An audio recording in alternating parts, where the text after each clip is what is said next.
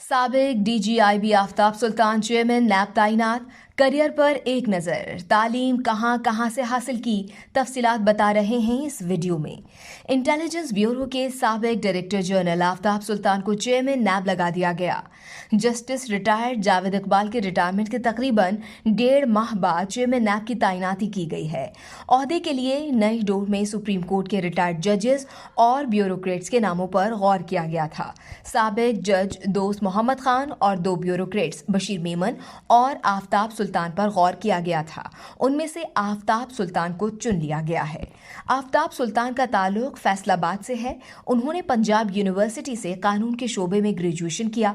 बाद में Cambridge university से LLM और एडनबर्ग यूनिवर्सिटी से फलसफा कानून और लीगल स्टडीज के शोबे में MSc की डिग्री हासिल की। आफ्ताब सुल्तान का ताल्लुक पुलिस सर्विस से था। वो ग्रेड 22 के अफसर थे। वो पुलिस में आला ओहदों समेत IB के डायरेक्टर जनरल भी रह चुके हैं। 2002 में परवेज मुशर्रफ के दौरे हुकूमत में आफ्ताब सुल्तान DIG सरगोदा तैनात रहे।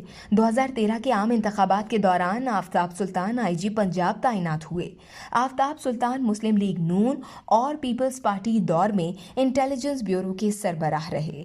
इस वीडियो से सिर्फ इतना ही। मजीद जानने के लिए सब्सक्राइब कीजिए डेली जंग YouTube चैनल और लाइक कीजिए डेली जंग Facebook पेज।